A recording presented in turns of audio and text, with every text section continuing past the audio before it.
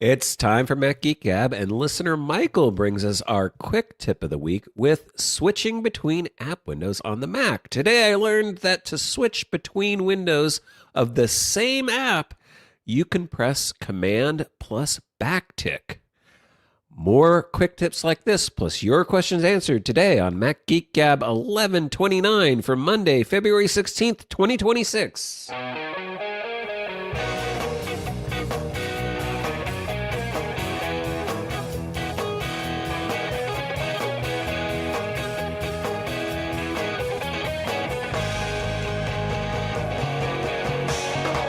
Greetings, folks, and welcome to Mac Geek Gab, the show where you share tips like that, and we share them. You send them in, we share them. You send in your questions, we share them. You send in your cool stuff found, we share them. We did that last week. The goal is for each of us to learn at least 5 new things every single time we get together.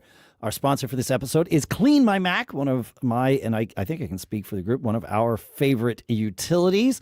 And you can get 7 days free, and then you use our code MACGEEK for 20% off at the URL in the show notes. I'm not even going to try to read it. You just go to macgeekgab.com and click on it, or just use code MACGEEK. We'll talk more about that later. For now, here in Durham, New Hampshire, I'm Dave Hamilton. And here in South Dakota, I'm Adam Christensen. And here in Driggs, Idaho, Pilot Pete. Driggs, Idaho. I bet it's better Driggs. than Driggs. Not Driggs. Oh, that's better Driggs. than Driggs. Close. Right? Yep. It's actually a neat little town.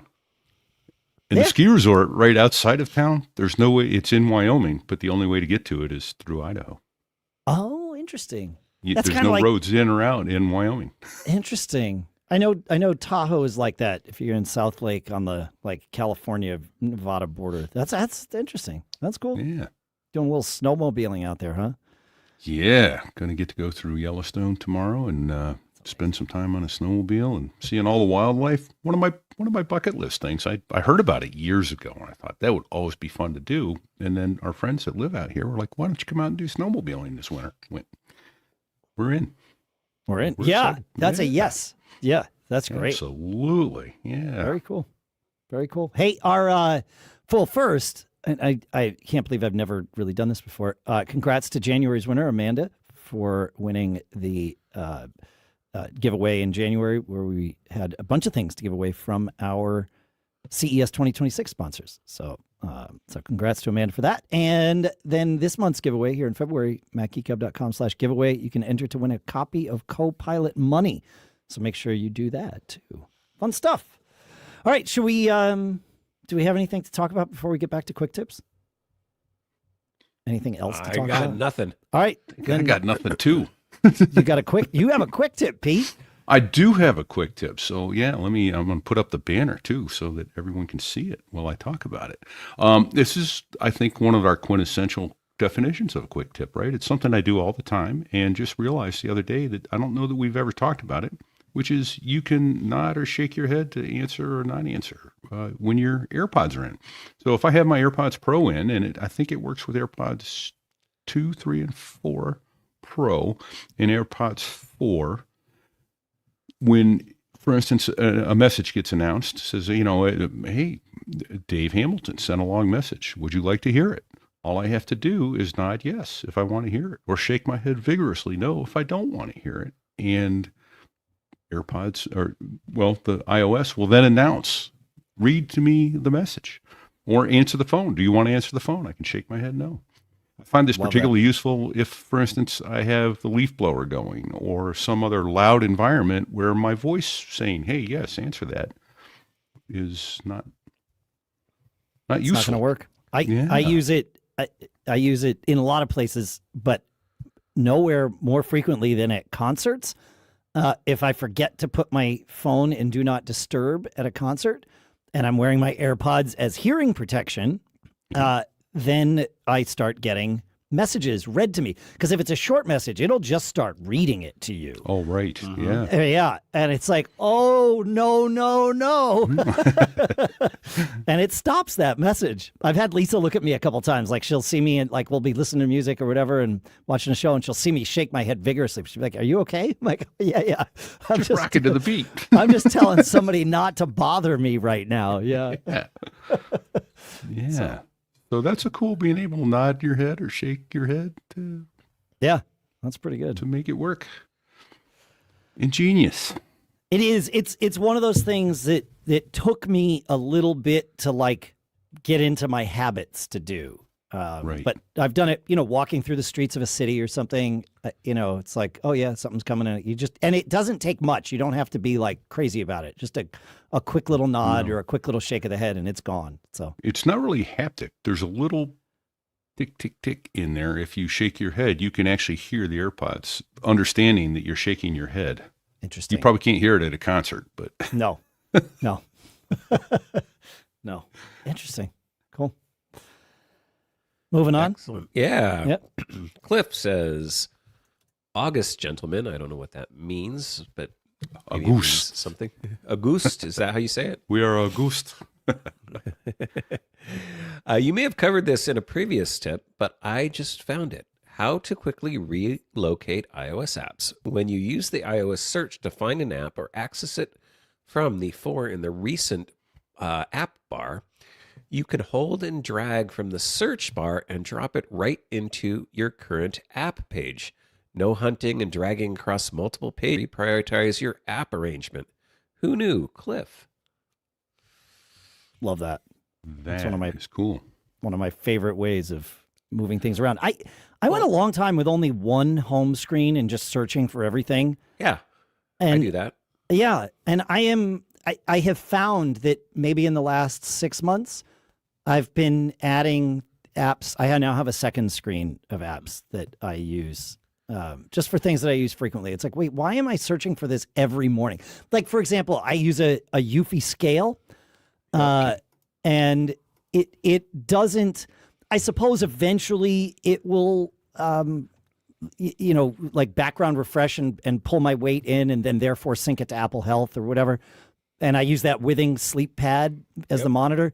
But the easiest way to make sure that data gets into the app and then therefore Apple Health is to just launch the app.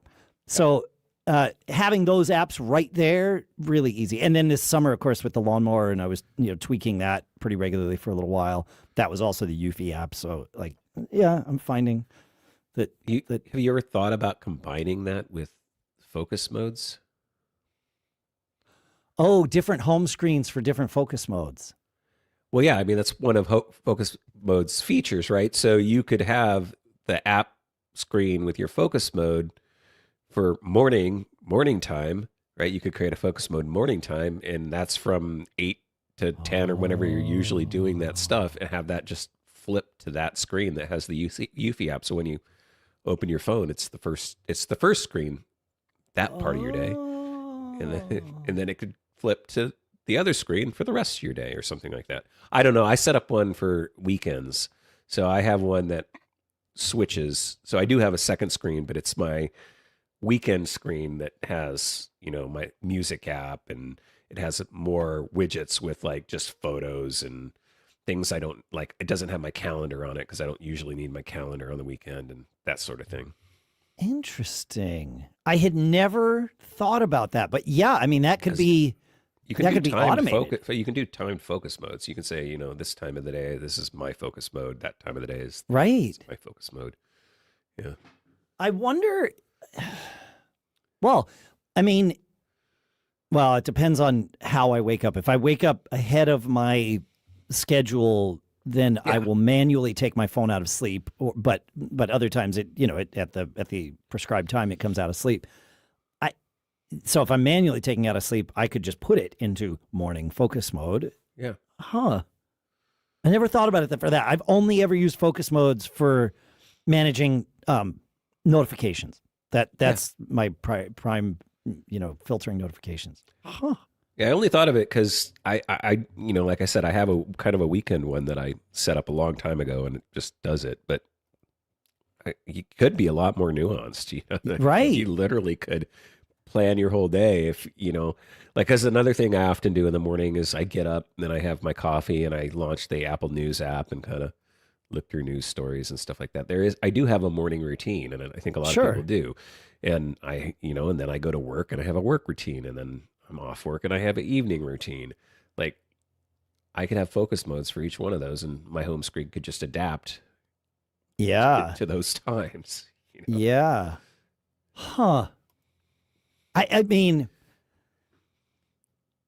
and Siri does this. Like, it knows that I launch these apps in the morning, and so if I go to if I pull down the search, and see those 4 apps, and you can change that. You can tap Show More, and it will show you 8 apps suggestions instead of 4 app suggestions. So there's another quick tip in there. But those are smart to a degree. So like those are contextual, I think. So yeah. Huh. And it does get those right sometimes. Like it will put them in there, but I find I'm just going to have them on the screen. But yeah, I like this idea of different screens. Do I like this idea? I don't know. I'm going to have to mess with this. This is good. Yeah, well, maybe other people want to. You don't have to use it. No, I understand. Maybe this is going to trigger something for somebody out there. Hey, we should record this conversation and share it with other people. There's a thought. Okay. All right. I found a thing this week that evidently was introduced in macOS 26.2 and got a further tweak in 26.3, which is why I found out about it, because I was reading about the things that were tweaked in 26.3. And that is a feature called Edge Light. When you are using a camera, any camera, it doesn't have to be your built-in FaceTime camera. It can be a third-party camera. You see that little green globule in the menu bar show up with the camera icon, and you can click that. And you can turn on things like portrait mode or, the various picture effects and that sort of thing. There's a new one in there called Edge Light. And when you turn it on, it puts a ring on your screen around the edge, kind of turning your screen into a ring light. And you can set the size, the thickness of the light, and also the color temperature of it. So more yellow, more white, to light your face when you are when you were using your camera. So video calls or recording yourself, doing whatever you're doing. I tried it in a couple of different environments where I think it's really going to shine. Accidental pun acknowledged. Is in very dark environments, right? Where you're, where you need more light. When there was a lot of ambient light, I didn't notice. I could notice a difference, but it was a difference without a distinction. It didn't really matter.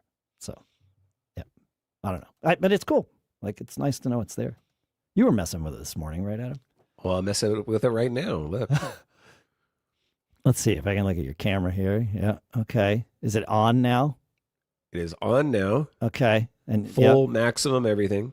Okay. Oh yeah. But I'm pretty well lit. But you can see a subtle difference. Yeah. Exactly. Yeah. Huh. It's subtle when you're well lit. But the problem is that you now have this big white ring around the edge of your screen, and that might be there's a trade-off here. So, like, as I was using this, I thought, if I want my screen to light my face, why not use the what's the name of the thing where you can control the color temperature of the screen? The night shift. We call that P mode. Yeah. What's that? What's that, Adam? In my house, we call that P mode. Yeah.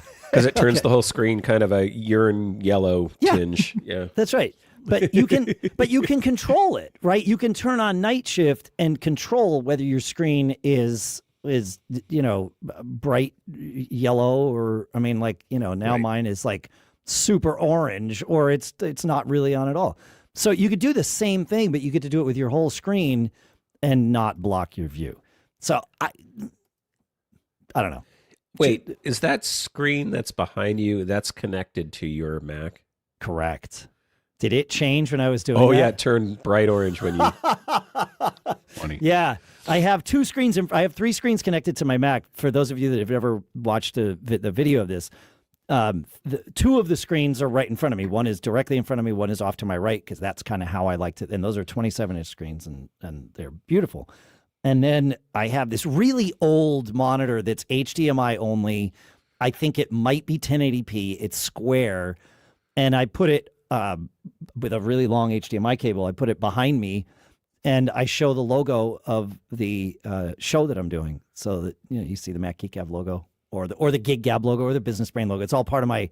There is a terminal command, evidently, that you can issue to assign a background image to a screen.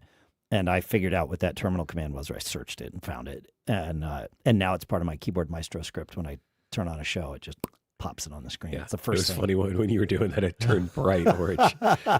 That's great. So there you go. You got to see it. Yeah. So be aware that if there's a screen behind you, it too will change colors if you mess with night shift. So, yep.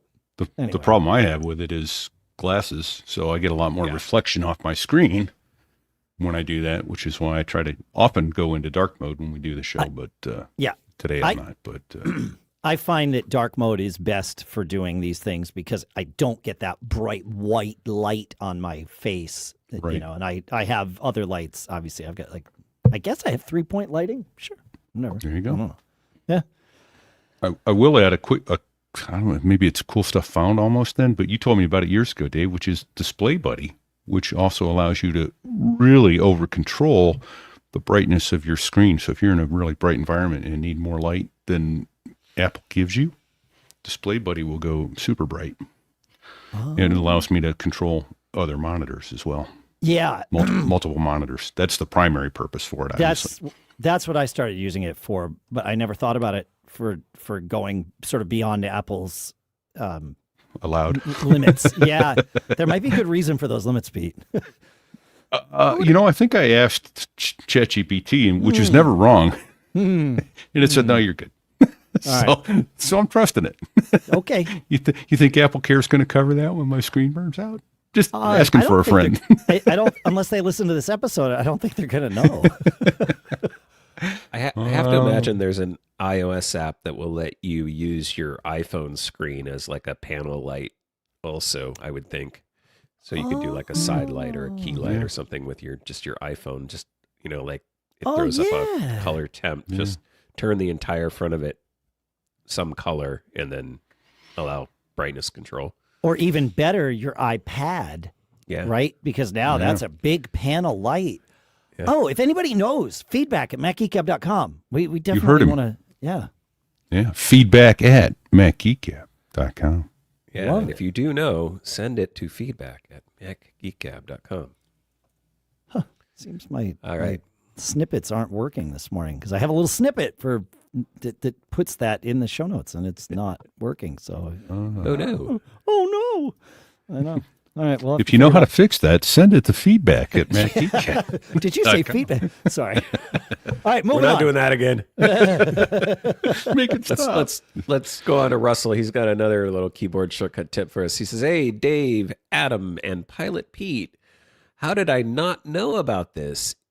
It is new or hiding in plain sight. I don't know. Or maybe it wasn't. I wasn't paying attention, and everybody else already knows this. Probably not everybody else, I bet." I wanted a new shortcut for Apple Mail. Move message to archive, which is a default command control that I find a hard combination to do with my left hand. Huh. Instead of using a program like Keyboard Maestro or Carabiner, I discovered that macOS can key map on a granular basis for specific menu items in individual programs. System settings, keyboard shortcuts, app shortcuts. How to remap in your program a shortcut. You open System Preferences from the Apple menu, go to Keyboard Shortcuts, App Shortcuts, click the plus button. In the application dropdown, select the application. In the menu title field, type the exact command used on the menu. So if you pull down the menu item, note exactly how it's typed out, and that includes, like if it has an ellipses or whatever it is, it has to exactly match what's in the menu. In his case, it was the archive in Apple Mail. And then he said in the keyboard shortcut field, press your desired combination. So then you can set your key combination, click add. Another tip, avoid using reserved keys like delete or backspace, as macOS may block them. Use combinations like Command plus E, Command Shift A, those sorts of things. And then he says he's got a bonus cool stuff found. Oh, he's got a bonus cool stuff found. to go, I don't know if this goes along, maybe it goes along with it. That instruction list above came from Brave browser. In my personal experience, the AI assistance in Brave is one of the best for quick answers. So he likes Brave browser if you're looking for some AI help. Brave's Leo AI. Smart AI assistant built right into your browser. Ask questions, get answers, unparalleled privacy. I didn't realize Brave was doing that. That's good to know. Great. Cool. Yeah, and that's the privacy-focused browser, right? It is. Brave. Yeah. Yeah, that's great. Good to know. Love that. Yeah, I did know that, but I bet you there's a lot of people that don't know that you can, app by app, remap keys, change the keyboard shortcuts, because sometimes they don't make sense. Another thing that I run into is sometimes I'll have, especially for like menu bar apps that have keyboard triggers and stuff like that. Yeah. I'll want to use one that's used in other places or other apps, and so being able to remap those things helps, especially if menu bar apps kind of conflict or something like that, which they can right. sometimes. Those like quick commands, quick keys. Yep. That sort of stuff. Or the other bigger one is obviously when there isn't a keyboard shortcut for a menu item, but you want to add it. That's where I've done it. But I've also I've mapped them to my preferred. Well, and when I say my preferred, the things that my fingers already know. Yeah. So yeah. Interesting. Yeah. As we're having this conversation, I think it might be good as you do these mappings to add them to a note, because you will forget that you have changed, that you have customized these, right? Yeah. Like I forget. So chances are I'm not the only one. And I'm thinking, wouldn't it be great? And you don't have to actually, you could just take screenshots, right? Just put a screenshot in a note. Like, here's the thing I added. Here's the thing I added.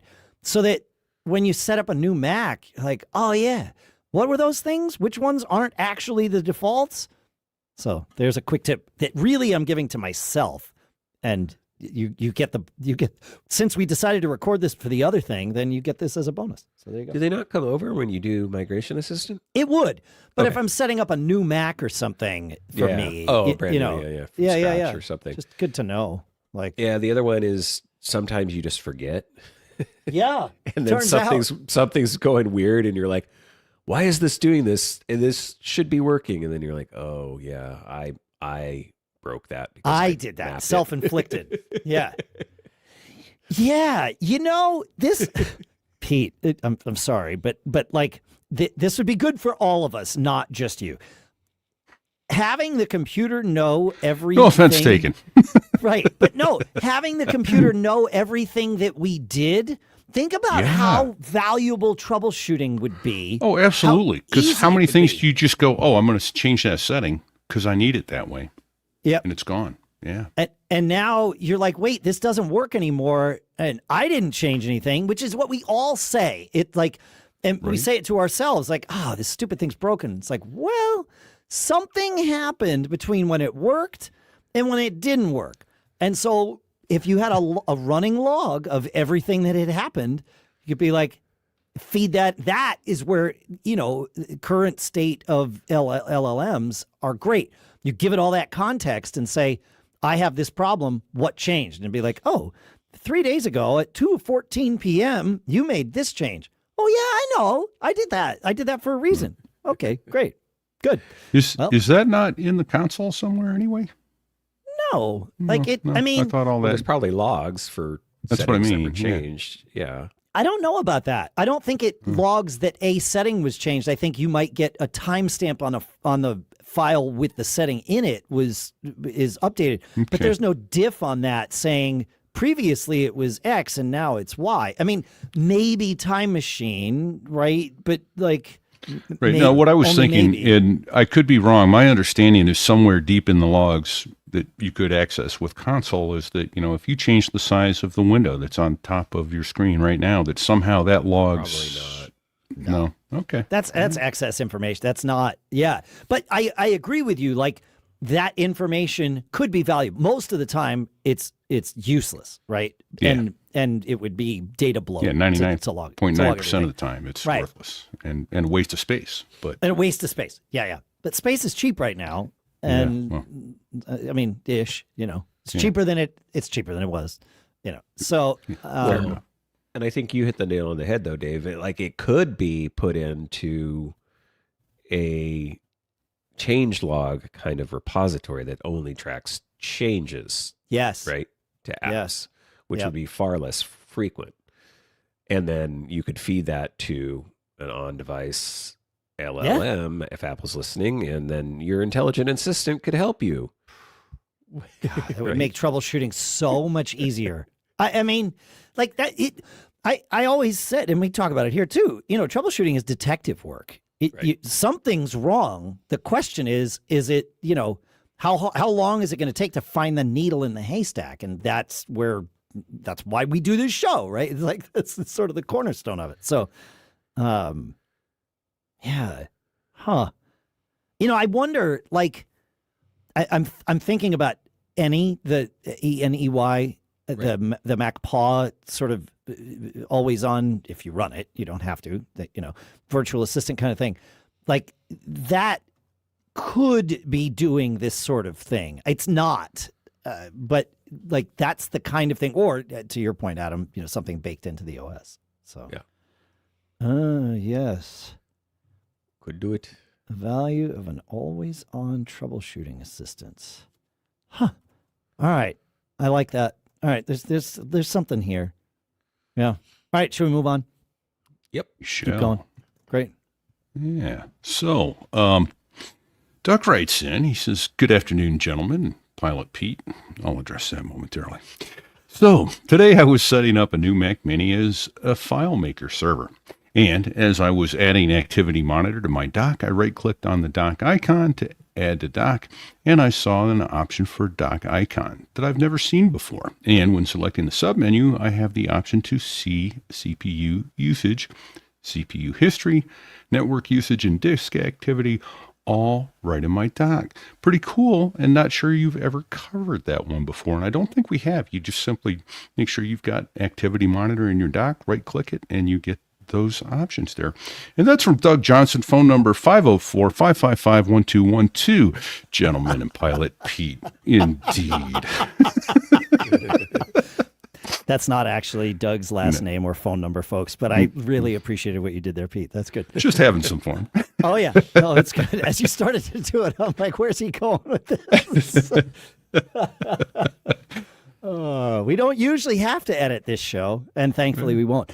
I believe in order for you to see what the dock icon is, I believe Activity Monitor has to be running.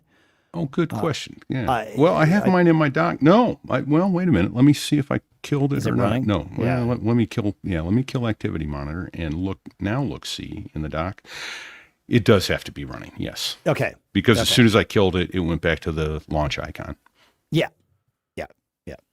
But if you right click it, can you set the dock icon to those options even show up when it's not running? I don't think they do. Let's see. Show options. Remove from dock, open at login, show in Finder. Those are my options. Yeah. So if it ain't running, it has to be But running. once it's running, you can get all that stuff right in your dock. Yeah. That's a great tip. I agree with you. I don't think we've ever talked about it before.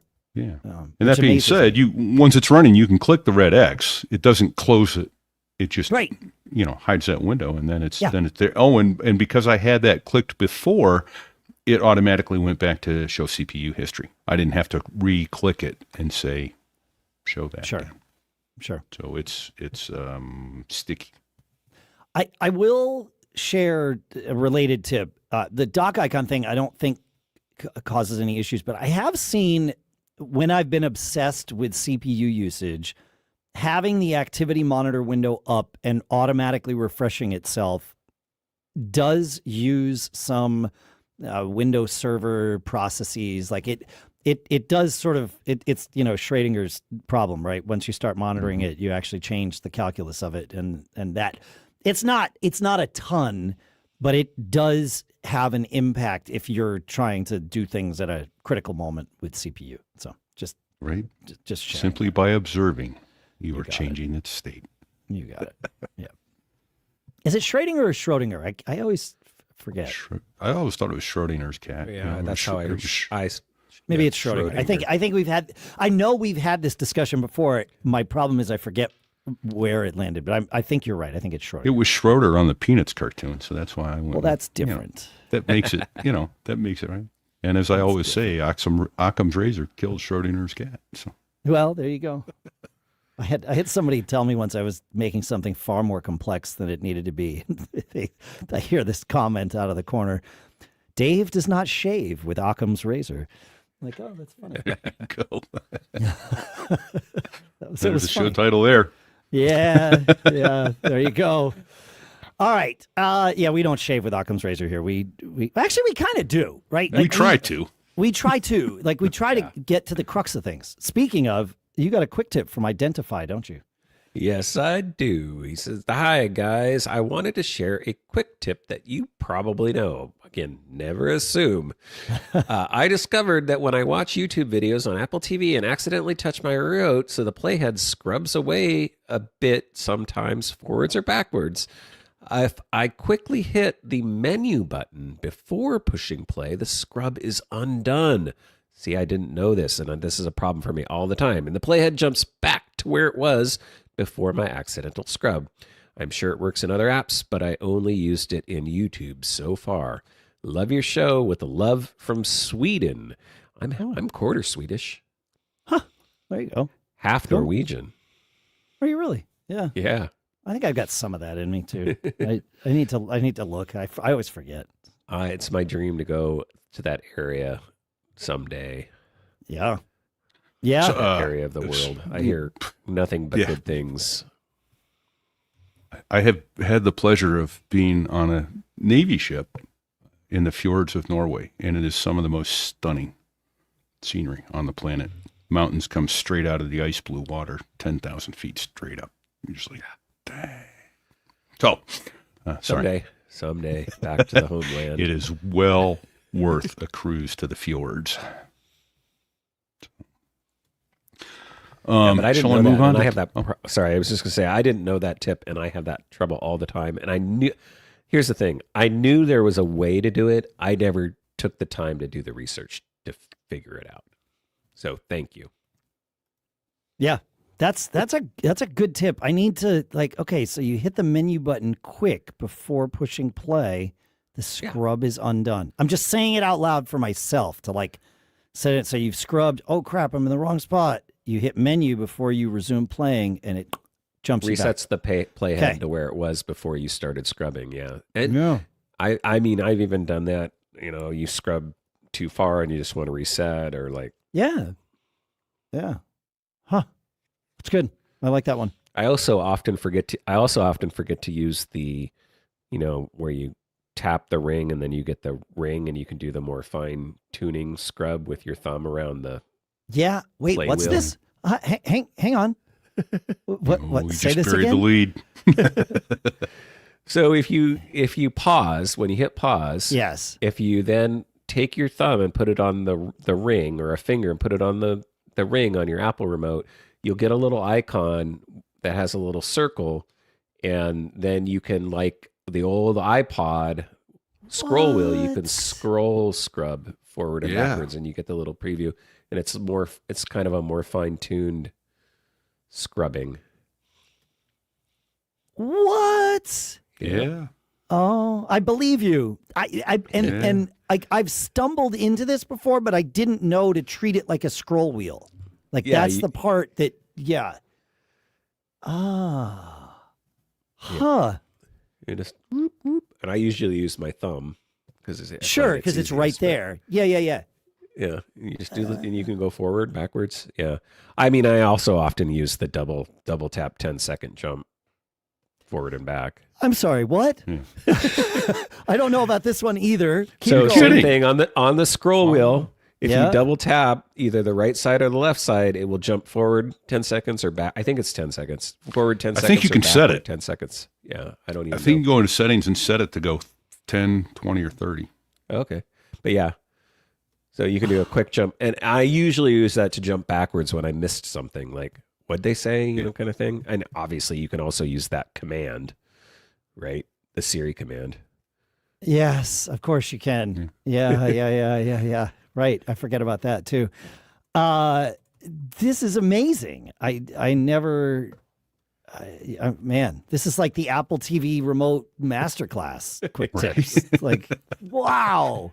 We can sell this segment on Masterclass, Dave. Yeah, that's right. That's right. You heard it here first. You have another one too, Pete, that may or may not be doable. This has been reported to work and then not repeated. So we're going to repeat it here. Interesting. Okay. Well, because Dom wrote in, he says, I was trying out the Find My Apple TV remote tip from MGG 1123 when I accidentally tapped my phone against the remote and it transferred the podcast audio to the HomePod mini stereo pair connected to the Apple TV. What? To test this further, I started a YouTube video playing on my phone and again tapped it on the remote. And sure enough, it started up on the Apple TV and the YouTube video started playing on the TV. So there's a discussion in our Discord about this. And others are like, we all said the same thing. What? Yeah. And some people have been able to repeat it, but then not. Like even Dom is like, I can't get it to do it again. I don't know what mode I was in, what I was doing. So this requires further experimentation, but there's something here. I will play with this at home. Yeah. Same. Yeah. Is there, my immediate thought was, is there newer versions of the Apple remote that support NFC Find My with the NFC? Yes, there are. Yes, like not. But if all Dom of the had Apple it remotes. and then didn't have it, it was obviously the same remote. The hardware didn't change. Yeah, exactly. Yeah. And then my other thought was, how close to his actual Apple TV was he? Because is it the actual Apple TV box you could do it with, like you do with your HomePod? Oh, right. I forgot you can do that with a HomePod. Yeah. Oh, you don't use the. I don't have HomePods. Oh, okay, yeah, yeah. If you're playing something on your iPhone and you put your iPhone near the HomePod, it will transfer the audio from your iPhone over to your HomePod, and it'll keep playing. That I know. That I know works. That I know works because I've used that in the past. I don't use it a lot, but occasionally. Yeah. No, that makes that, and that's good UX. Like I like that. Yeah. Huh. All right. Yeah, we're gonna have to experiment with this, guys. This is good. Let's see. Oh, we have one more quick tip. Not related to the Apple TV remote at all. Jeepster writes in and says, for years I relied on the Amazon A-Ladies reminders. Recently I switched over to Apple reminders, and overall I'm very happy with the change. The one feature I still miss, though, is having reminders announced house-wide. I experimented with HomePods, but never found a reliable way to replicate that experience. The A-Lady wasn't perfect either. Sometimes it simply didn't understand what I said, and I'd only realize it later when a reminder popped up that made no sense. Then I had to try to remember what I wanted to be reminded about. It would have been great if the A-Lady read the reminder back and asked for confirmation. Oh, in a few extreme cases, I even dug into the privacy section to listen to the original voice recording and try to decipher what it thought I said. Oh, that's a good idea. I've had those. Yeah. Anyway, since then, Apple Reminders has grown on me. One small but meaningful improvement I discovered recently made a big difference in how I use it. I often have non-time sensitive reminders that I roll forward to the weekend or push into the following week. Until now, I was moving them one at a time, either right-clicking or relying on keyboard shortcuts. I found that you can command-click to select multiple reminders and then drag them all to a new date like tomorrow, or right-click and assign a new date all in one shot. Simple, but very effective. And with that discovery, Jeepster says, procrastinating just got a whole lot easier in 2026. Well, there you go. That's the punchline right there. That's it. Yeah. Yep. Why put off today what you can put off tomorrow? I know. Yep. I actually have, I will use reminders so that I can, like Jeepster, so that I can remind myself voice, right? Like this is the, whatever, remind me to talk about Apple TV remotes on Mac Geek Gab, right? And I'll tell the S lady that, and then it'll be in my reminders, and then I get to go do it. And I have one for Business Brain that is reminder to talk about the getting over the procrastination hump on Business Brain. And I have pushed that reminder down because we've always had better topics to talk about. And I can't help but laugh every time. It's like, here we go, moving this one yet again. So, yep. Yeah. Is that technically procrastination though? Because you've had it on I think procrastination would be not even putting it on the list, right? And then you haven't met my brand of procrastination, Adam. I put things on the list and then I don't get started with them. Yeah. But the thing is, I've probably had that on my list for a year now. And the answer to it would be use AI to get over the procrastination hump, right? Like it's a great thing to get you started, even if it creates something terrible. Now you're in it. You're in edit mode. You're like engaging with whatever it is you're trying to do, and you're refining, and you've started. Like the procrastination's over. AI is the single greatest procrastination elimination tool I have ever found for myself. So, yeah. So anyway, let's see. We got a bunch of stuff. I want to talk about CleanMyMac, which is our sponsor for this week, guys. We love CleanMyMac here. It's like really easy to do a sponsor spot for them because we use it. It's like if your Mac had a closet, right? It would be jam-packed, right? With mystery files, those decades-old downloads, rogue system junk, maybe a haunted P-list or two.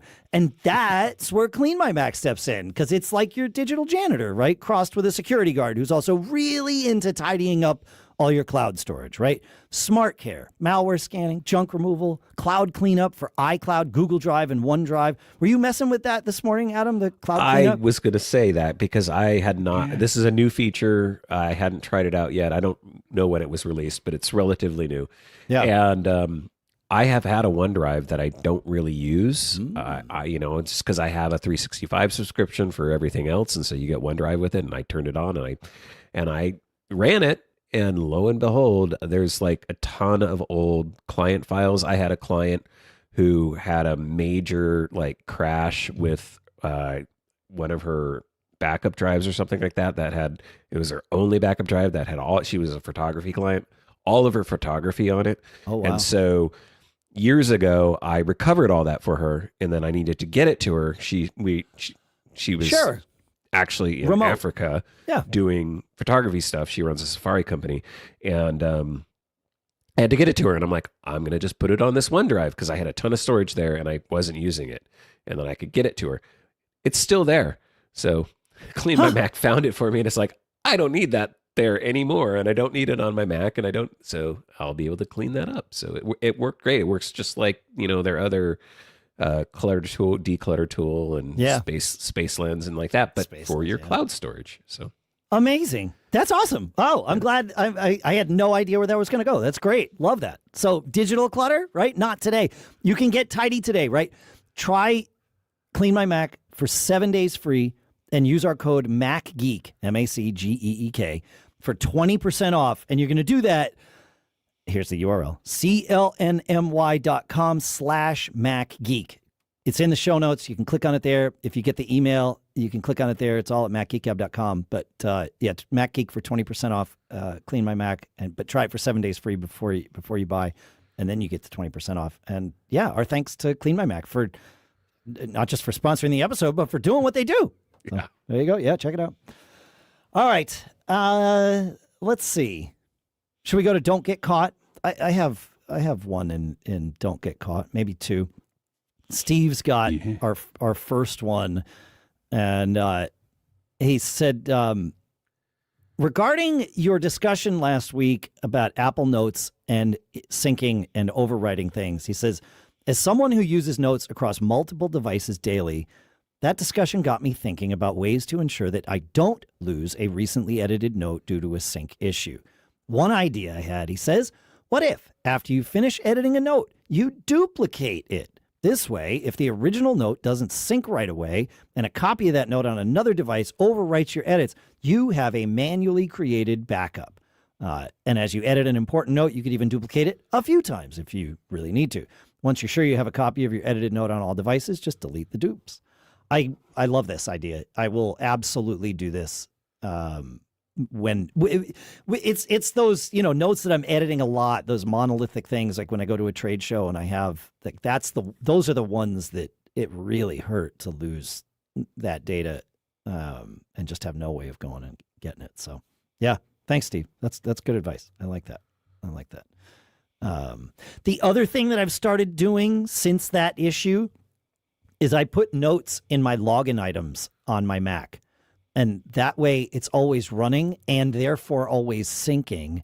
So I have less of a chance of editing a note before it syncs down the changes to it and then winds up overwriting it. So that's the other thing is because Notes doesn't sync in the background when it's not running. It does sync in the background when the app Notes is running. So you just need to have it running. And so it's like, all right, great. It's fairly low impact on the system resources. So I just have it running all the time now. And hopefully that'll solve the problem. I don't know. Yeah. Any thoughts on that? Or are we moving on to Jason here? No, it's just, I don't remember if we had this conversation last week, but, I think this is where this started, right? Is that these database-driven apps that use an underlying MySQLite database don't really support well the time machine versions stuff that other document-based apps support. So it's like you wish that Notes would be able to do that, where if I have a Pages document and I want to go back in history and I'm using Time Machine in Pages, I can use that version history to go back and get an earlier version of that document, right? Oh my gosh. Yeah. Okay. So yes, obviously, that's the answer here. Why Mail does that, right? Mm-hmm. Mail saves every message is an individual file for that and other reasons, right? Like that's what they chose for Mail. Mail's not some, database just pumping it in. It used to be back in the old days, right? We had mbox files that were like the entire massive. Yeah, they were massive. And then they started splitting that out for all those reasons. I think they were mbox files, but whatever they were. Why doesn't Notes would be so much more efficient if it just were representative, if it were individual files per note? Right. Are you listening, Apple? It would be it would be better for the backup thing for the reason you articulated, Adam, obviously, and then also better from an efficiency standpoint, because that SQLite database, once you get, a bunch of notes in there, especially if they've got images and all that stuff, it's a disaster. Spotlight, we have noticed. We have noticed, right? Yeah, we experience it. Spotlight is much, Spotlight has its own issues and we can complain about those, but it's pretty good at managing large amounts of indexing large amounts of data. So why not let Spotlight do what Spotlight do? Yeah. And make Notes just a collection of files, a folder of files. Well, and this, of course, begs the question, and I know there's an answer to it. I don't know the answer, but what other Notes app exists that does it that way with just a collection of files and allows us to have to sync one of those folders of notes with other people, not just I want it synced with my other computers and devices, obviously, but I also want it synced with other people, and then we can just replace Apple Notes. I know this app exists. I know somebody's created it. So, yeah. Feedback at macgeekgab.com. But we'll also search for it because I gotta because then that makes it super portable too, right? If that app that we're talking about, whatever it's called, stops being developed, okay, well, I have a folder of my notes. I'll just put it into another app. It might not be the most efficient process, but the data's there. You're not stuck in some proprietary format like Apple Notes. Yeah. Microsoft OneNote is what Soccer Hallway's in the chat. And he's not alone in that. other people have written in and and suggested Microsoft OneNote. So that might be the answer. I'll take a look at it because what was the Notes app we were using before? It escapes me, Dave. We used Yojimbo, right? Well, there was that, but there was another one where we synced all the notes before we moved to Notes. Oh, Evernote. Evernote, that's what it was. Yeah. Yeah. And does that do the same? Well, so there's a third criteria here. We moved to Apple Notes because Evernote stopped being scriptable on the Mac. And we love our workflow. Yeah. And Notes is, like, full disclosure, Notes is friggin' awesome with the way we need to script it. It's just, like, I can do it from my iPhone. It's fantastic. If I have an idea or I'm on a web page and it's like, oh my gosh, we got to talk about this on the show. I have a shortcut, I run it, and it puts it in the notes and it's done. It's okay, everywhere. Dave, now you have to share that shortcut. I have. You have it. I have it. No, not with me. Oh, there are people listening, dude. I don't know if you know, but there are other people listening to this. You keep reminding me of that. Okay. Yeah, I'll share that shortcut. Yes, fair. It's fantastic. Yeah, when something comes up, you go, oh, write it down and go click on it. Hey, share it to Notes, and now you've got it. So it puts it as a separate note, and then we have a list of like the newest notes that have been added, and it puts it in that too, and does the whole thing. Yeah, it's great. And I don't know if I shared this one with you, Pete, but I built one that asks me which show I want to do it for, because of course I do this for 3 shows. So yep, yeah. All right, I got to look. And I don't think Evernote, they moved to an Electrum-based app, and I think Electrum, at least at the time, Electrum's an app, I think I have it right, whatever it is, it's an app design framework that lets you write once and roll out on multiple platforms, so they can have Windows and Mac and iPhone and all those things, kind of at the same spot. Go ahead, Adam. No, go. Yeah. Sorry, I didn't mean to cut you off. No, and so when they moved from the old code base to the new code base, that framework that development platform, whatever it's called, I think it's Electrum, didn't support AppleScript, and so it was like, that's a non-starter. Yeah. So. Yeah, on the Notes thing, I was just thinking, I use Ulysses, which is a great markdown app. Okay. And it has the ability to just add an external folder because it's just a bunch of markdown files, right? Yeah. And so I could point that at any cloud storage service that I want. Oh. And then anybody else I could have a shared folder in a cloud storage, point Ulysses at that. And for me, I can use Ulysses, and then anybody else can use whatever else they want. And it would sync.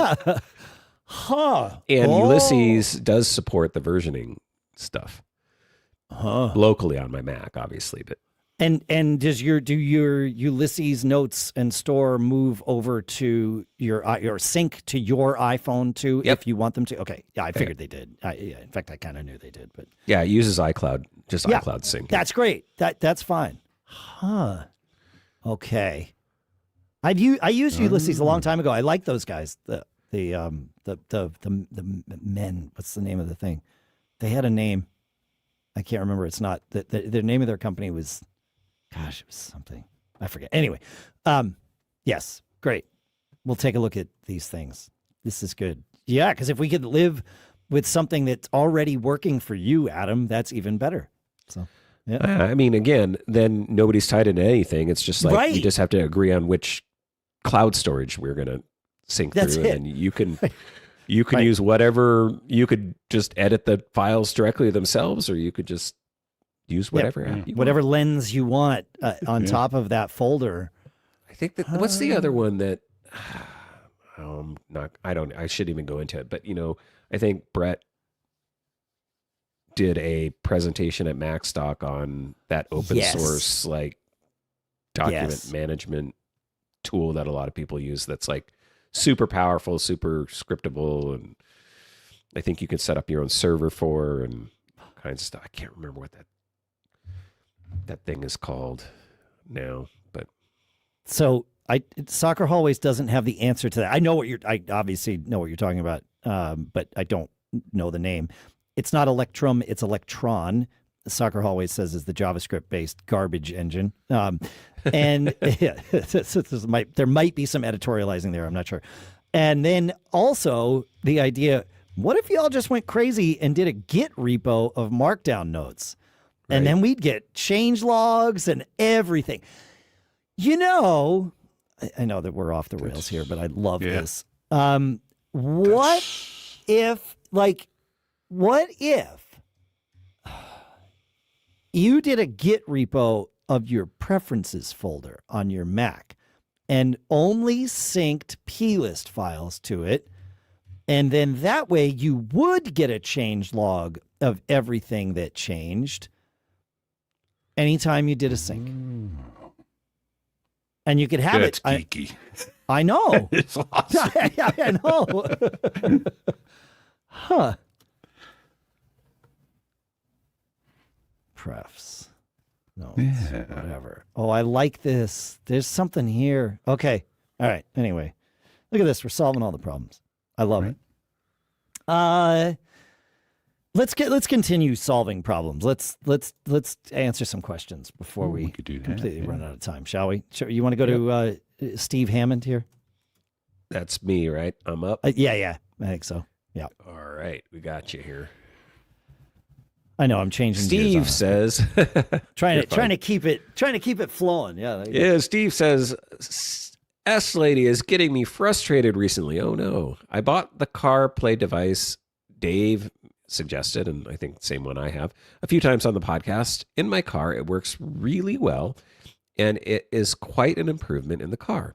Because I live in Quebec, I put gloves on my hands, and the touchscreen of the device with them is often not working.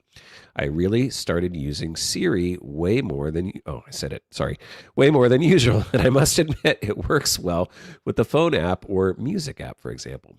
For a podcast, I use Overcast, as I've done for many years.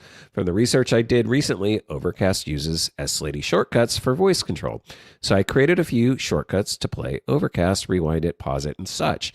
When I tested them in my house, it looks like it works as expected. But in the car, S-Lady is continuously telling me to do it when I'm on my phone, not in the car. That totally defies the purpose of having a shortcut to do it for me. To make it work, I need to get my phone out of my pocket, exit from the driving concentration mode.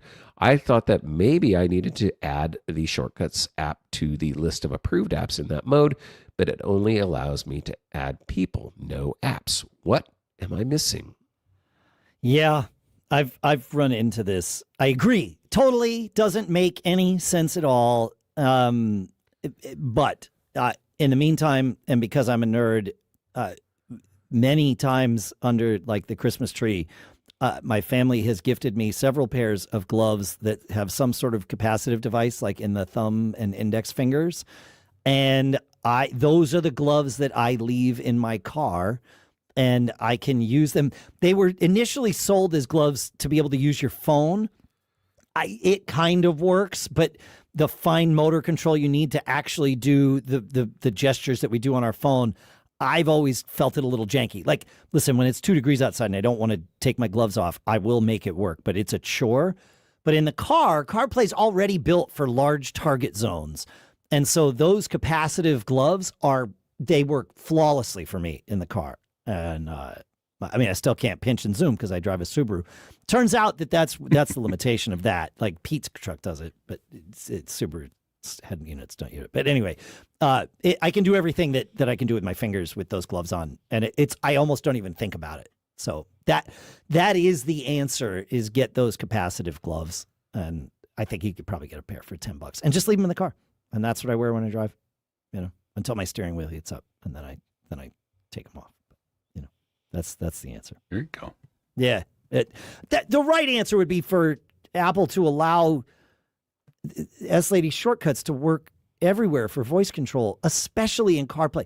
They have made so many decisions about CarPlay that are... It's so frustrating. That like, what I want to do. I'm going to do this. And if you don't let me, I'm going to take my phone out of my pocket and do it. Like, that's what's going to happen here. Right? I can't show you that in the car. No, I'm not looking for a web page screen. Yeah. I want you to tell me the answer. Yes. Yeah, that's one of them. Right. But the other is, when the car's rolling, the list is limited to 20 items versus when you stop, you get, 150. It's like, well, I want to listen to Rush, and Rush isn't alphabetically in the first 20 things on my phone. Yeah. So if I want to listen to Rush, I have to take my phone out of my pocket. Like, this is ridiculous. Didn't used to be that way. It's gotten worse. Yeah. S-Lady should let you just do it. Yepper. Yeah. All right. So get capacitive gloves. I'll put a link to a pair that is similar to something I have in the show notes, just so you get an idea. But any of them, I've like I said, I think I have 3 different pairs of them. They all work fine in the car. So, all right. Should we move on to DJ Mac? Yeah, we should. He wrote in. It looks like a Discord. I think that's right. Question. Yeah. So. Yeah. He says, I'm transitioning from GPT for tech. It seems to have short-term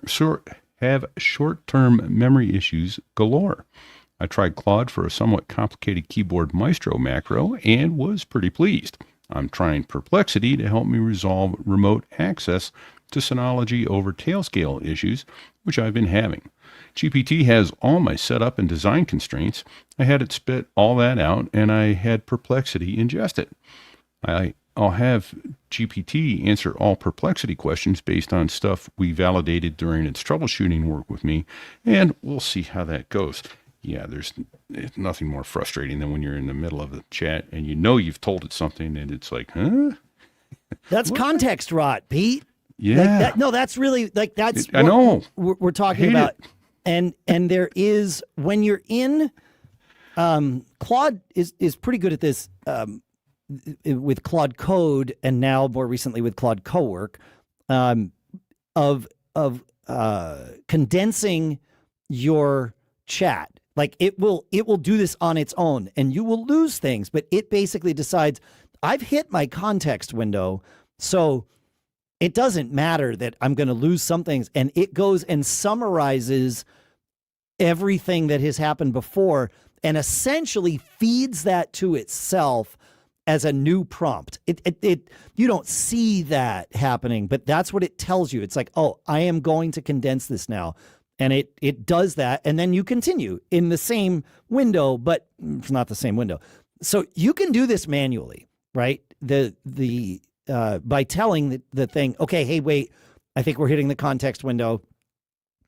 Please summarize, and then take its summary and start a new chat with that summary. And now you're at the beginning again.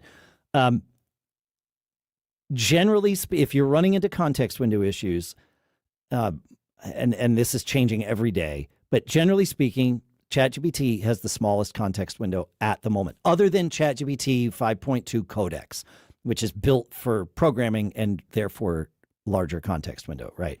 But I think it's a 250,000 token context window in ChatGPT. I think that's pretty common across. I think Perplexity's is about that too, but of course it depends on which engine you're using, because Perplexity kind of uses everybody's engines.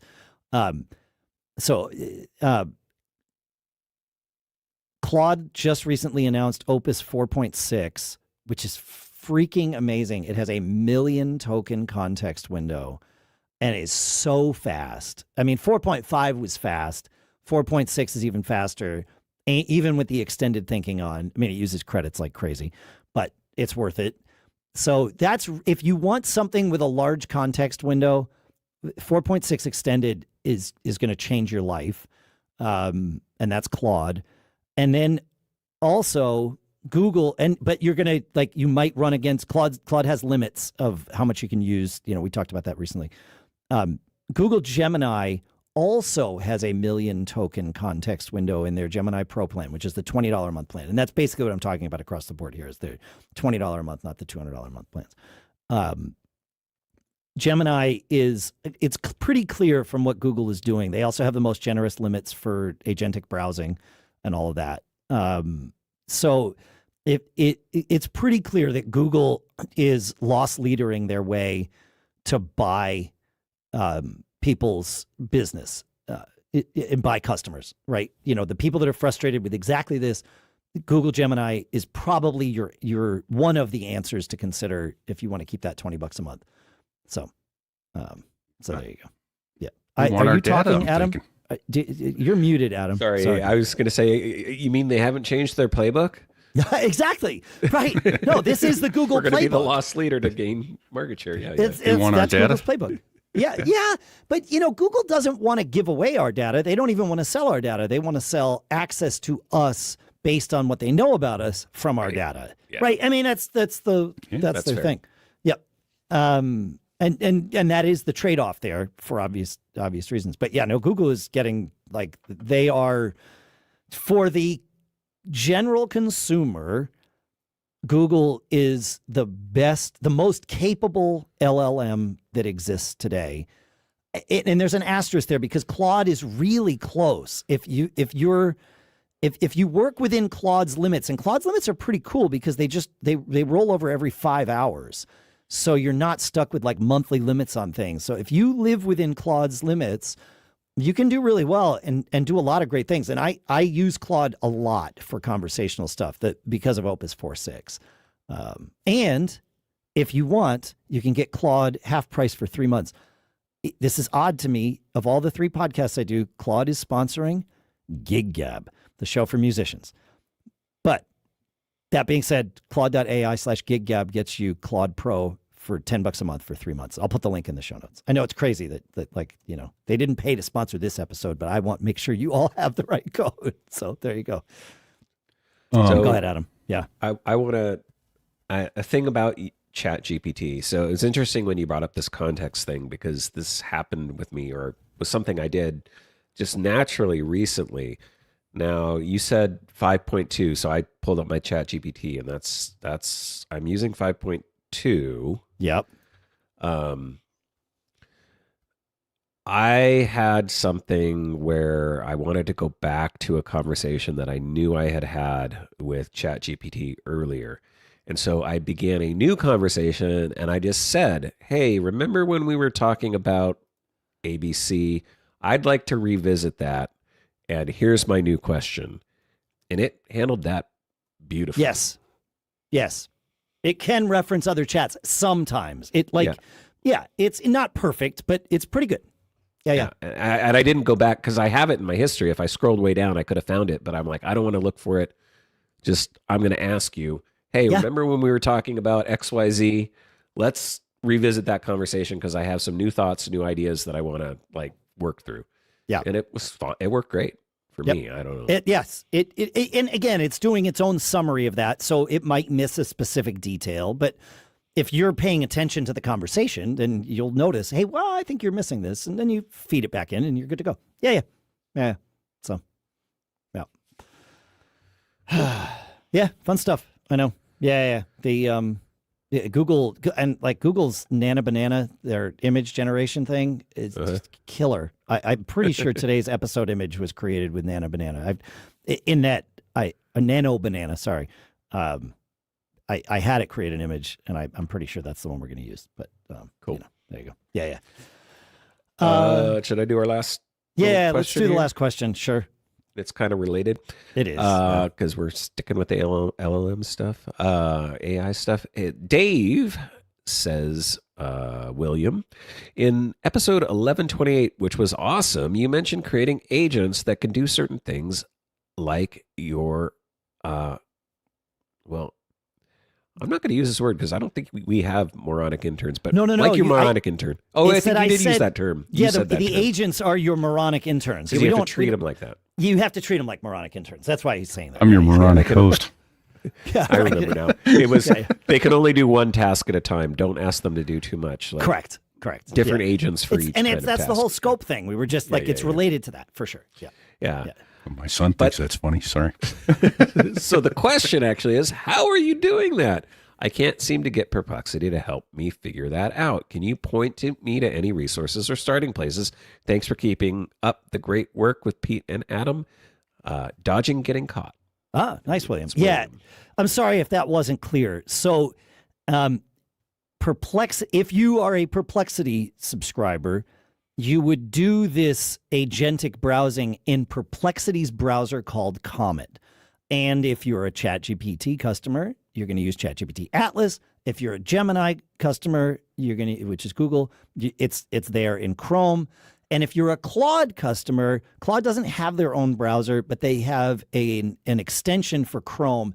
And everything I've heard is use it in Chrome. Don't use it in Edge. Don't use it in Brave. Like, you can sort of make it work, but it is built to work with that which is actually Chrome, not Chromium. And we'll put links to all of those in the show notes for sure. But you use it in the browser, and they all basically work the same way. You're browsing. You have a browsing window up. Somewhere in the upper right area of your browser, of these specific browsers with those plugins, is or Chrome with the Claude plugin, is a button to invoke the assistant, or the ask the AI. And when you invoke that, what happens is the right side opens up a column. And so now you have two columns, one on the left, which is that which you are browsing, and one on the right, which is your conversation with the AI. And when you can ask it things, and it can reference the page without controlling it, and you can get information from it and have it do things and all that stuff. And then if you want it to control it, you give it permission, tell it, I want you to control the page and do this. Or if you're in the midst of a conversation and it seems like you want to control the page, it will ask you permission before it jumps in and starts controlling. Once you've given it permission a few times, my experience is that it will then just like kind of take that as, yeah, this person understands what we're doing here, and I'm going to go and do it. But the first few times, I found it a little frustrating that we kept asking me. It's like, yes, you can use the browser. That's the whole point, But that's how it works. So you need the browser. We'll put links to all that in the show notes. But that's how I do it. So yeah. Real quick question: Is it Yeah. Cider, or as in Sierra-IDER, or is it chat with all AI models, Gemini, Claude? I'm looking in the Google store for extensions having to do with Claude. It is Claude. It is the Claude Chrome web extension. I'll find it. Got it. If you you. just type Claude Chrome, it comes up to that. So you want the one created by Claude, right. not the others. That one says, "Hey, I can chat with all of them," and you'll know if you have the right one because currently it is in beta. The Claude Chrome extension is they're treating it as beta. So choose wisely, I suppose. Orange and a kind of a splatter starfish. It's the Claude icon. Yep. And I think Very Anthropic, I just saw they raised like $30 billion the other day. Wow. So they may also be trying to loss leader their way to the top. They have, ChatGPT is my least favorite right now.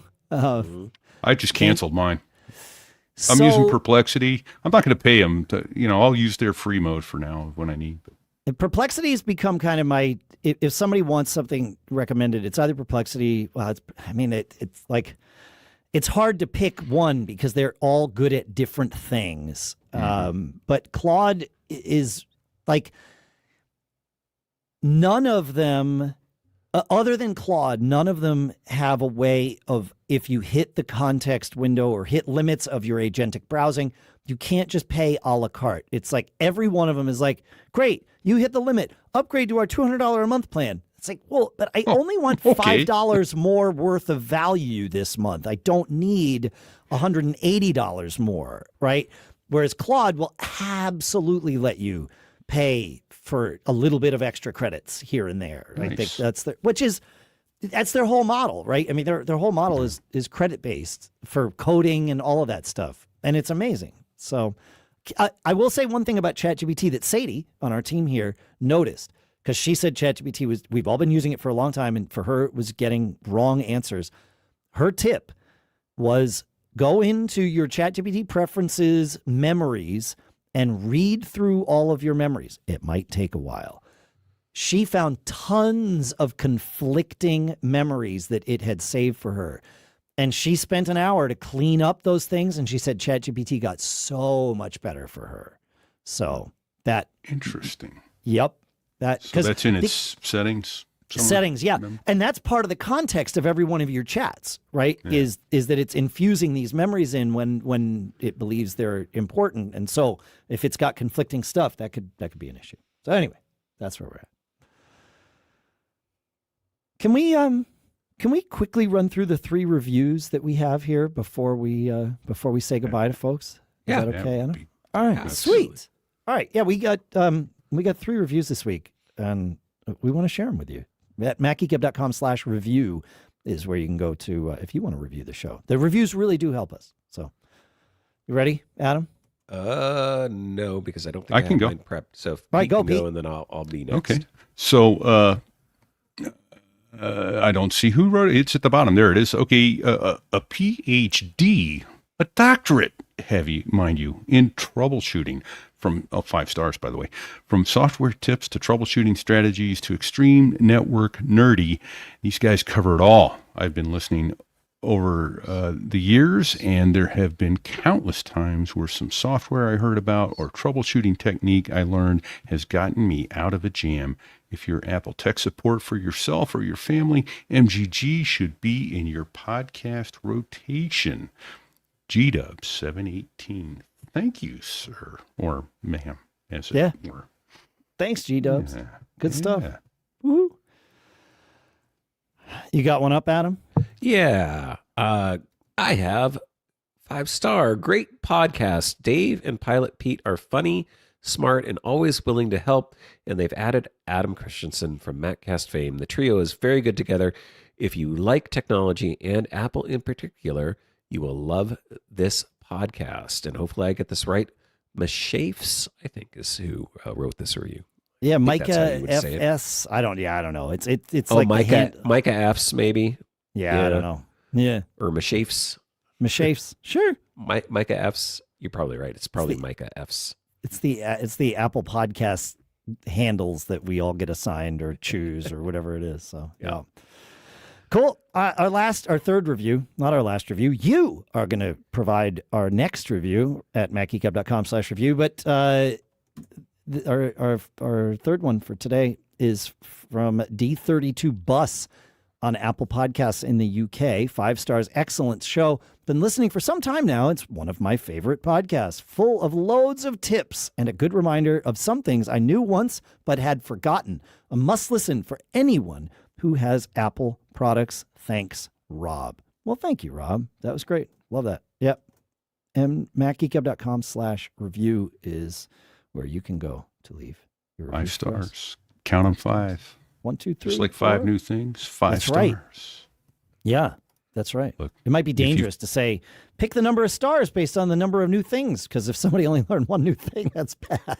Right. I mean, look, if you've got to give a 1-star review, find another show, give it to them, then come tell us what we can do to improve. We're happy. We're happy to help. But don't hang a 1 on us. That's fine. If you need to hang a 1, I mean, if that's your thing, that's your thing. I would prefer it not to be that way. We aim for that not to happen, but there's been some 1-star reviews. I mean, we've been doing this 21 years. There's 1-star reviews out there. Hey, the 1-star reviews I often view as a way for an reflection or what am I doing that's not, as long as they're not nasty, just don't do the nasty ones. Say something constructive. Explain why. Yeah. Don't just throw a 1-star out and you suck. Yeah. And some of the 1-star reviews were, some of them were like, whatever. Anytime I read a criticism and criticism has a negative connotation. It's not always negative, right? Constructive criticism. Yeah, it can be constructive, right? But anytime I read commentary about here's something you could do differently or whatever, I've learned to notice my reaction to it. Right. And if my reaction is, I disagree, fine. If it stings. Right, but if it stings, then it's like, okay, wait a minute. They might have just articulated something that I have not formulated yet, but is also important to me. And there have been changes to the show that have been catalyzed by a review like that, where it's like Within the last 6 months, as I recall. I'm sure. Yes. Yeah. It's like, oh, right. I never thought about that, but I was trying to think about it. You helped. Thank you very much. Great. So, yeah, we do. And I prefer, with those kinds of things, candidly, don't like the 1-star reviews out there. But I prefer Give us them, 5 stars, then yell at us. Yeah, well, I prefer them, or wait until the email trail is over and then decide what your review is, right? But send us an email to feedback@macgeekgab.com, or if you're a premium listener, premium@macgeekgab.com, and tell us, because I like to have those conversations. We had one person recently that wrote in, and I don't think I've heard back from her yet, but she wrote in and said, "Hey, Dave, can you do something to make your audio levels more consistent? I'm having to adjust the volume when I'm in the car." And I'm like, I am obsessed about making my volume. Like, what have I done wrong? And so I asked a lot of questions. Like, okay, I want to solve this. Like, if it's out there, what app are you using? How are you listening? What, give me some data here. Give me some. And she did. She said, if you want to know different segments of episodes, I'll give them to you. I'm like, 100%. Yes, I want to hear this. I want to fix this. I didn't think it was a problem, but if it is, we want to fix it. So, yep. Yeah, we're always looking to improve.